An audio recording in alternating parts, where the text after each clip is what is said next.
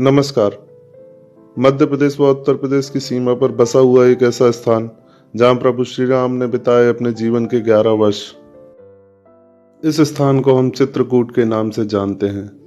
श्रद्धा, भक्ति, आस्था, प्राकृतिक सौंदर्य तथा धार्मिक पर्यटन से परिपूर्ण यह स्थान हम सभी के मन को मोहित व आकर्षित कर सकता है।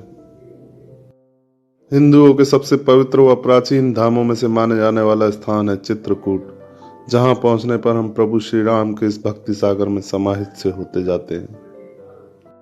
चित्रकूट की पग पग भूमि भगवान श्री राम के ओज से परिपूर्ण मानी जाती है तथा इस स्थान पर हमको प्रभु श्री राम, माता जानकी व लक्ष्मण जी के प्राचीन चरण चिन्ह आज भी विद्यमान हैं, जिन्हें हम यहाँ पर देख पाते हैं।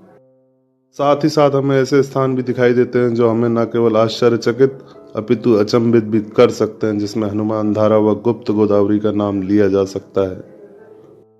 चलिए दोस्तों, शुरू करते हैं अपनी यात्रा भगवान श्री राम की इस पावन भूमि चित्रकूट के लिए।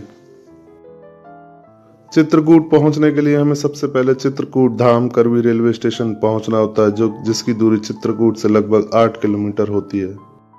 इसके अतिरिक्त हम मध्य प्रदेश के सतना जिले से भी आसानी से बस के द्वारा लगभग 80 किलोमीटर की दूरी तय कर चित्रकूट के बस स्टैंड पर पहुंच सकते हैं। चित्रकूट के रेलवे स्टेशन या बस स्टैंड से हमें सबसे पहले रामघाट पहुंचना होता है। चित्रकूट का हृदय स्थल या केंद्रीय स्थल के रूप में जाने जाने वाला स्थान है रामघाट। रामघाट से ही हमारी चित्रकूट की संपूर्ण यात्रा का ब्यौरा तैयार होता है तथा इसी स्थान पर हमको ठहरने तथा भोजन इत्यादि की उत्तम सुविधाएं प्राप्त हो पाती हैं। रामघाट पर हमको ठहरने के लिए होटल 500 से 1000 रुपए में, तो भोजन 60 से 100 रुपए में आसानी से उपलब्ध हो जाता है। साथ ही साथ यहाँ पर ठहरने के लिए कई धर्मशालाएं व आश्रम भी उपलब्ध हो जाती हैं। रामघाट पर पहुंचने के पश्चात आप अपने होटल वगैरह की बुकिंग कर आसानी से यहाँ से रामघाट दर्शन के लिए जा सकते हैं। रामघाट पर संध्या के समय दिखाई देने वाला मंदाकिनी नदी का यह दृश्य आपके नेत्रों को सुकून व शांति से प्रतीत होता है। संध्या के समय इस स्थान पर सुसज्जित नौकाओं से आप चाहें तो नौका विहार भी कर सकते हैं। साथ ही साथ आप यहाँ पर धार्मिक व पौराणिक महत्व के कई अन्य मंदिरों के दर्शन भी कर पाते हैं। संध्या के समय इस स्थान पर होने वाली पवित्र मंदाकिनी नदी की आरती भी हम यहाँ पर देख सकते हैं, जो कि बहुत अधिक आकर्षित व मोहित करने वाली होती है। रामघाट के दर्शन करने के पश्चात हम यहाँ से अपनी संपूर्ण चित्रकूट यात्रा के लिए ऑटो 600 से 800 रुपए में बुक कर सकते हैं। रामघाट के दर्शन करने के पश्चात हमारा सबसे पहला पड़ाव हनुमान धारा होता है, जो कि रामघाट से लगभग 3 किलोमीटर की दूरी पर स्थित है। हनुमान धारा तक पहुंचने के लिए हमें लगभग 500 सीढ़ियां चढ़कर या रोपवे की सहायता से हम आसानी से पहुंच सकते हैं। हनुमान जी महाराज की लंका जलाने की शांत नहीं हो रही थी, तो प्रभु श्री राम से शांति मांगा। प्रभु श्री राम ने बाण मार के धारा को प्रोवाइड किया और यहाँ पर शांति दिया। तब से धारा निरंतर ऐसी चल रही है, धारा घटेगी, इन्हें धारा बढ़ेगी। न इसका आने का पता है, न नीचे जाने का पता है। धारा कहाँ पे जाती है, धारा कहाँ पे जाती है, कहते हैं हनुमान धारा। हनुमान धारा, बोलो हनुमान धारा की जय। हनुमान धारा के इस प्राचीन पर्वत शिखर पर हम पंचमुखी हनुमान मंदिर, हनुमान धारा मंदिर तथा प्राचीन सीता रसोई भी देख पाते हैं। हनुमान जी की प्रतिमा के कंधे पर गिरने वाली यह रहस्यमय जल धारा कहां से उत्पन्न होती है और कहां लुप्त होती है, ऐसा किसी को ज्ञात नहीं होता है। कहते हैं हनुमान धारा का जल ग्रहण करने से हमें दैहिक ताप व कष्टों से मुक्ति मिलती है। हनुमान धारा के इस प्राचीन मंदिर के दर्शन करने के पश्चात हम पर्वत के शिखर पर पहुंचकर प्राचीन सीता रसोई के दर्शन करते हैं। मान्यताओं के अनुसार ऐसा कहा जाता है कि माता सीता ने इसी स्थान पर कंदमूल पकाकर चित्रकूट के प्रसिद्ध ऋषि मुनियों को भोजन कराया था। हनुमान धारा के दर्शन करने के पश्चात हम यहाँ से वापस आकर अपने द्वितीय पड़ाव जानकी कुंड के लिए प्रस्थान करते हैं। जानकी कुंडी वह स्थान है जहाँ माता सीता या माता जानकी स्नान किया करती थी तथा इस स्थान पर आज भी माता सीता के चरण चिन्ह विद्यमान हैं। जानकी कुंड के इस प्राचीन स्थान पर हम माता सीता के इन चरण चिन्हों के दर्शन कर सकते हैं। साथ ही साथ इसी स्थान पर हम पास ही स्थित रघुवीर मंदिर के भी दर्शन कर सकते हैं। माता सीता को जानकी मैया के नाम से भी जाना जाता था, इसीलिए इस स्थान को जानकी कुंड के नाम से जाना जाता है।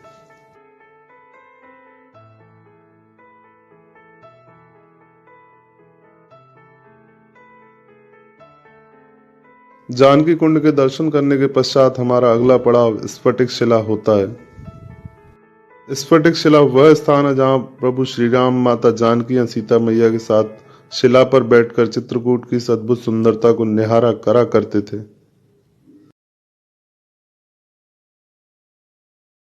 राम स्वयं माता जानकी का श्रृंगार किया।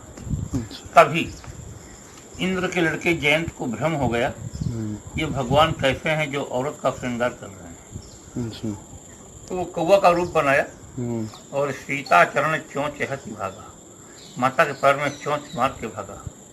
भगवान तो अंतर्यामी है, पहचान गए कि बदमाशी करने आया है। तो भगवान राम एक तिनके का बाण मारा, तिनका कौवा तीनों लोक में गया, लेकिन कोई बचाया नहीं, क्योंकि राम के दुश्मन को कौन बचाया। तब नारद जी ने कहा कि तू भगवान के पास जाओ, वही तुम्हारी रक्षा करेंगे। तब दोबारा आया, माफी मांगा, तो भगवान एक आंख फोड़ देते हैं। भगवान आज भी कौवा एक आंख के होते हैं। जैसा कि लोग बता रहे हैं मेरे पहले से, ये कौवा की आंख है। अच्छा, ये भगवान का बायां पैर है, दाहिने पैर का घुटना है, दाहिने पैर का अंगूठा है। जब घुटना टेक करके भगवान ने कौवा को बाण मारा है। बाबू यहाँ राम बैठे, यहाँ माता जानकी बैठी, ये माता जानकी का पैर है, ऐसा लोग मेरे पहले से बता रहे हैं। 1 मिनट, पीछे लखन शिला, ऊपर मंदिर। लेकिन अब आप एक निगाह ध्यान से देखें यूट्यूब पे। कैसे लग रहा है? अच्छा, बढ़िया। इस स्थान पर बेर के इन लड्डुओं का स्वाद लेने के पश्चात हम यहाँ से अपने अगले पड़ाव गुप्त गोदावरी के लिए प्रस्थान करते हैं। गुप्त गोदावरी की दूरी रामघाट से लगभग 19 किलोमीटर है तथा इस स्थान पर हम प्राचीन 2 गुफाओं के दर्शन करते हैं। इन गुफाओं के दर्शन करने के लिए हमें सबसे पहले 20 रुपए का टिकट लेना होता है। टिकट लेने के पश्चात हम सर्वप्रथम पहली गुफा में प्रवेश करते हैं। पहली गुफा में प्रवेश करने के लिए हमें सर्वप्रथम 2 विशालकाय चट्टानों से होकर एक सकरे से मार्ग से भीतर प्रवेश करना होता है। भीतर प्रवेश करने पर हमको विशालकाय और सुंदर सी गुफा दिखाई देती है। कहते हैं इस गुफा का निर्माण देवताओं ने प्रभु श्री राम के आने से पूर्व ही करा दिया था। प्राचीन ग्रंथों व मान्यताओं के अनुसार ऐसा कहा जाता है कि प्रभु श्री राम ने इसी गुफा में कई वर्षों तक वास किया तथा इसी स्थान पर प्रभु श्री राम का दरबार लगा करता था। गुफा के भीतर हम सुइया माता, सीता कुंड, धनुष कुंड इत्यादि भी देख पाते हैं। कहते हैं इसी स्थान पर गोदावरी मैया गुप्त रूप से प्रभु श्री राम के दर्शन के लिए प्रकट हुई थी तथा यहाँ पर माता सीता स्नान किया करती थी। इसी गुफा के भीतर हम खटखटा चोर रूपी राक्षस को पत्थर के स्वरूप में लटका हुआ भी देख पाते हैं, जो कि कहते हैं कि आज भी भगवान के बाल स्वरूप बाण से आज भी लटका हुआ है। गुप्त गोदावरी की इस प्रथम गुफा में दर्शन करने के पश्चात हम यहाँ से दूसरी गुफा, जिसे हम पानी वाली गुफा के रूप में जानते हैं, उसके लिए प्रस्थान करते हैं। पानी वाली यह दूसरी गुफा हमको बहुत ही आश्चर्यचकित व अचंभित कर देने वाली दिखाई देगी। गुप्त गोदावरी तथा चित्रकूट के इन प्रमुख स्थानों को आप आई बटन पर जाकर विस्तृत रूप से देख पाएंगे।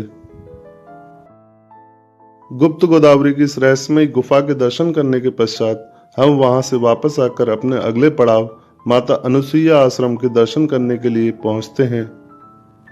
चित्रकूट में बहने वाली पवित्र मंदाकिनी नदी का उद्गम भी माता अनुसुईया आश्रम से ही माना जाता है।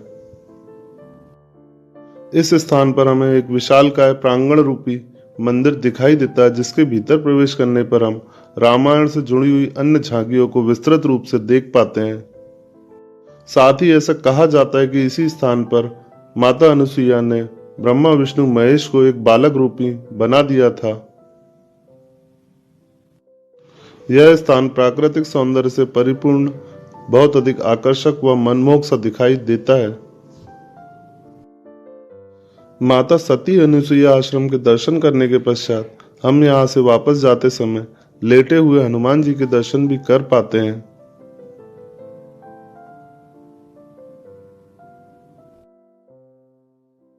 सती अनुसुईया आश्रम के दर्शन करने के पश्चात हम यहाँ से वापस रामघाट जाते समय रास्ते में पड़ने वाले राम दर्शन म्यूजियम के भी दर्शन कर पाएंगे। राम दर्शन म्यूजियम में दर्शन करने के पश्चात हम यहाँ से वापस रामघाट अपने होटल आकर रात्रि विश्राम करते हैं व अगले दिन प्रातःकालीन उठकर कामदगिरी पर्वत तथा भरतकूप की यात्रा करने के लिए जाएंगे। सुबह सुबह या भोर के समय उठकर हम सबसे पहले कामदगिरी पर्वत की परिक्रमा के लिए निकलते हैं। कहते हैं कामदगिरी पर्वत की परिक्रमा लगाने से हमारी सभी मनोकामनाओं की पूर्ति होती है तथा इस पर्वत को मनोकामनाओं को पूरा करने वाला माना जाता है। कामदगिरी पर्वत के 4 मुखारबिंद या 4 प्रमुख द्वार माने गए हैं। कामदगिरी पर्वत की यह परिक्रमा लगभग 5 किलोमीटर की होती है। इस 5 किलोमीटर की परिक्रमा में हमको धार्मिक महत्व कई अन्य मंदिर दिखाई देते हैं। साथ ही साथ इस परिक्रमा के दौरान हम लक्ष्मण पहाड़ी के भी दर्शन कर पाते हैं। कामदगिरी पर्वत की परिक्रमा के दौरान हम राम व भरत जी के मिलाप का वह स्थान भी देख पाएंगे जहां से भरत जी राम जी की चरण पादुका लेकर अयोध्या वापस गए थे तथा इसी स्थान पर राम जी का अन्य सभी भ्राताओं से मिलन हुआ था। परिक्रमा पथ के दौरान हम लक्ष्मण पहाड़ी पर भी जा सकते हैं। लक्ष्मण पहाड़ी पर हमको लक्ष्मण जी के प्राचीन चरण चिन्ह भी दिखाई देंगे तथा मान्यताओं के अनुसार ऐसा कहा जाता है कि लक्ष्मण जी इसी पहाड़ी पर खड़े होकर प्रभु श्री राम व माता जानकी की सुरक्षा में पहरा दिया करते थे।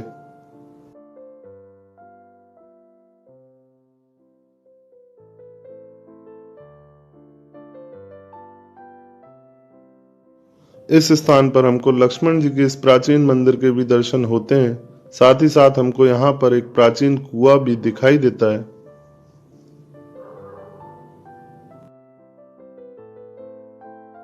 कामदगिरी पर्वत की यह परिक्रमा 2 राज्यों से होकर गुजरती है, जिसमें मध्य प्रदेश में कुछ हिस्सा तो कुछ हिस्सा उत्तर प्रदेश के अंतर्गत आता है। कामदगिरी पर्वत की संपूर्ण परिक्रमा करने के पश्चात हमारा अगला पड़ाव 18 किलोमीटर की दूरी पर स्थित भरतकूप नामक स्थान होता है, जहां पर कहते हैं भरत जी ने सभी तीर्थों का जल लाकर एक कुएं में डाला था। चित्रकूट धाम की यह संपूर्ण यात्रा आपको कैसी लगी हमें कमेंट बॉक्स में जरूर बताएं। वीडियो देखने के लिए आपका अनमोल समय देने के लिए बहुत बहुत धन्यवाद। वीडियो अच्छी लगी हो तो लाइक और सब्सक्राइब जरूर करें।